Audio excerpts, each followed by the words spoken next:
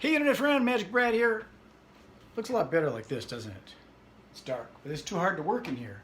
I gotta make coffee. Coffee time. It's 11:23, time for a coffee break. Good morning, Jennifer. How are you? I think I need to get my little peepers.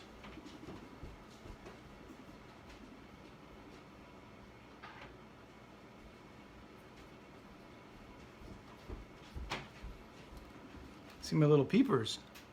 I can wave, give you a virtual wave, digital wave, virtual wave, whatever. So I'm going to make some coffee, and I'm going to talk a little bit about the virus, dun, dun, dun. The lockdown, the stay at home, safe at home. Oh, we're safe at home. It's kind of interesting. You can go to Menards and Costco, but you can't go to Bonnie's nail salon. Anyways, here we go. A lot of stuff doesn't make much sense in this whole thing, this coronavirus.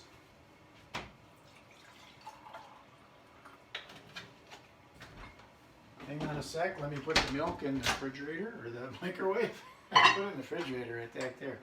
It goes in the microwave. We gotta rinse this thing out. Pull up the sleeves. Give it a little pivot so I can stay here. Hi there. So what are you doing today? The first day of May, right? You're not going to be doing no May Day celebrations. I wonder if they're going to still go out for Mother's Day brunch.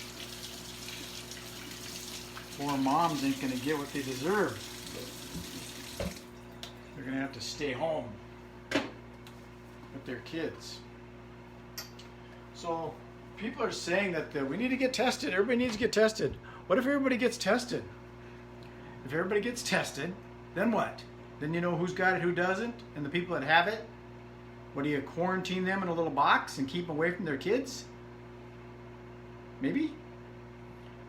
And make sure the kids don't touch anything, and then share it with mom and dad. So yeah, it makes you wonder what's going on with all this stuff. Because we're not working, we're not making any money, that means we're going to be poor. Except for Jeff Bezos and Mark Zuckerberg and billionaires. They got money. Okay, coffee. Here's what I do. I got it pre-ground. I grind it up. And then I put in a scoop, a whole scoop just for me. Just like that. Give it a little compression. And you always put things back. Hey, there's a new visitor. Hi there. Let me check. I can't see from over here. Put that on there. Who's my new visitor? Danielle. How are you? There's a digital wave for you. Hello.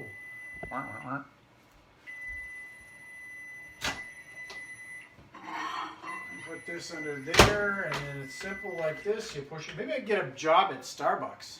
You think? Think I'd be a good barista? Think I'd be a good barista? I don't know. So you kind of wonder with this this virus thing. A lot of people don't realize that if it is communicable as communicable as it is, that means that every penny in a cash register drawer has to be washed.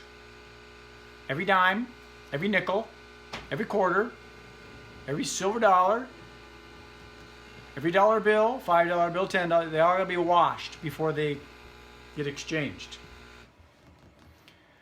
And yeah, it's going to a digital currency society because the money's not safe to touch.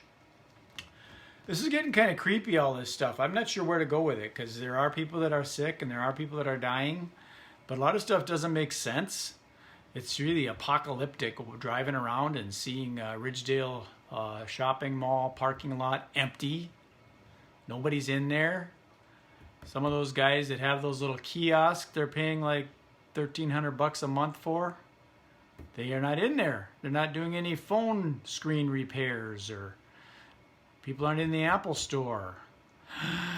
Nobody's in the bars and restaurants. They're all at home. It's kind of weird. Who we got? What did you say? Or you could wash your hands after you touched your money. Yeah, you could wash your own hands, but if you give the money to somebody else, they touch the money. So you'd have to wash your hands in between each dollar touch. Nicole. Hi, Nicole. Digital wave for you. Hello. And what about all the stuff that people look at? They grab on the shelf and they look at a can of soup or whatever, and then they put it back. Or they go into Menards and they're looking through nuts and bolts and they're touching the cash register and they're touching door handles. And even if you got a glove on, when you touch the door handle and then you touch something else, you just spread it from one thing to another. You protected yourself, but you didn't protect everybody else. You spread it around. So the only way to do it is stay home inside of a plastic bag. It's getting wild.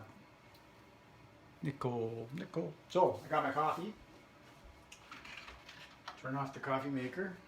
Cheers. Cheers to you. So you kind of wonder about all that stuff. That's why you should be bringing hand sanitizer with you. I think you have to put sanitizer always on. I mean, like I was saying, every time you pick up a can of SpaghettiOs, and hopefully everybody is sanitizing. I think it's easier just to stay home. And what do you do when you order groceries in or order food in? Do you take it and spray it all down with something? Not only are you more likely to spread it, you are more likely to infect yourself. Actually, I think I've already had it. Back early March, I had a cough and stuff. That was before this stuff even kind of took root. It's tough to say. I'm just staying home. That's kind of what I'm doing. I'm just staying home. And I go out in my car. That's about it.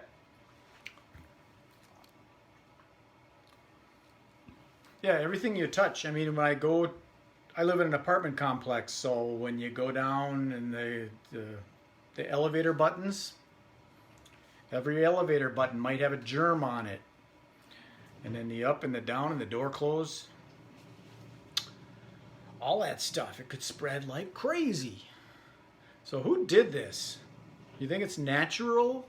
Or do you think that it was a laboratory experiment? Or do you think somebody actually intentionally released it? Because there is some talk about that. I mean, the conspiracy tinfoil hat people, they're talking about how it was Tom Lieberman. How are you? Give you a little digital wave. Hi, Tom. How you doing? So some people are saying that it was released by some evil genius or something like that to take over the world and make everybody susceptible. What did she say?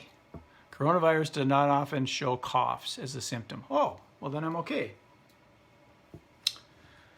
Yeah, that's the other thing too. The symptoms seem to fluctuate back and forth. Don't know. I don't know. And it's weird watching the news, depending on what channel you're on. They talk about it differently. Like, what's the deal with Pence at the Mayo Clinic not wearing a mask? That's kind of weird when they said not to wear a mask.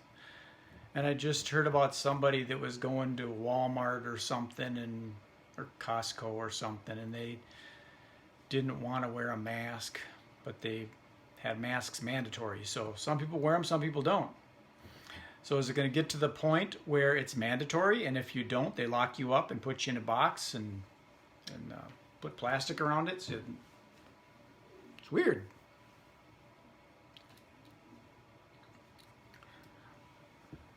I wonder if there's any definitive symptoms of coronavirus, that it's absolutely this is what happens. I also heard that sometimes wearing a mask, if you've got the coronavirus. It's bad to wear the mask because you're breathing out and then you're breathing back in the same stuff you breathed out. She says, Daniel says, they've sequenced the genome of COVID-19. It's not man-made. Well, nothing's really man-made. I mean, it's all naturally created. Even chemicals are made from natural stuff. Yeah. Okay, so it's not man-made. But neither was anthrax. And some nutbag spread that around. So you never know how this is all playing out. I don't know, it's weird. I mean, it's all people are talking about. And unfortunately on Facebook, people get violent and angry. That's what's kind of weird too. What is that? Hate to burst your bubble. Oh, that's okay. I don't really have a bubble. Hi, Mike Wilkie. I don't really have a bubble. You want to start yelling at me or something and tell me how much of an idiot I am? And you're a stupid fool. That doesn't affect me much. Cindy Mack. You ain't seen nothing yet. Boom, boom. Baby. Mike Wilkie, the cartoonist extraordinaire. Yeah, I don't really have much of a bubble. I kind of I hang in the middle and on the outside. Either it is or it isn't. I don't know. I don't know the truth. I don't know. I don't think a lot of people know the truth. I'm kind of an advocate of I am that I am. Everything else is an illusion. It's just a perception of reality. That's a tinfoil hat thing to say, isn't it? God is all that is, and that includes all that is not. Yeah. In an infinite realm of possibility is the possibility of the impossible. Well, I'm starting to lose it here. I'm going to go have my coffee, do some more posting. I'm out promoting multiple products and services. I found an affiliate program for some glow products. You know, those glow sticks and glow ice cubes and all these glow parties. You ever gone to one of those glow parties? They got that midnight bowling and stuff like that. Mike Wilkie. I'm in the mind frame. Oh, he's in the same mind thing. Anthrax, although completely natural, occurring is a bacteria, not a virus. Well, whatever. Sorry. Nitpicking. You know, I'm just having a conversation. But it's good to know that it's a bacteria, not a virus. It's a weird thing. But my point was some nutbag that released it, a human, because you were saying that it wasn't man-made. I wasn't really talking about whether it's man-made or not. I was really more talking about the nutbag that released it. Because it's possible that some nutbag released this coronavirus with an intention. Right? It didn't just escape somewhere. What has she got to say? No need to apologize, but you cannot compare apples to oranges. Oh, yes, I can. I have an apple right here. Yeah, I wasn't comparing anthrax to coronavirus. I wasn't comparing bacteria to virus. I was comparing a nutbag releasing something, whether it's man-made or natural. That's what I was comparing. I was comparing a nutbag. A goofball, somebody that might have did it intentionally, as opposed to, whoops, it's an accident. So some people say that it originated in a market, and some people say it originated in a lab. Other people say that they were actually creating this stuff and experimenting with it. Tierra Chavez. Hello, how are you? Good day. So, yeah, I'm just talking. So I'm going to beam this up to my good old YouTube channel and capture it so that people can troll me on YouTube. It's a scary thought. Hold on, everybody. Hey, Tess. Yeah, what is the truth?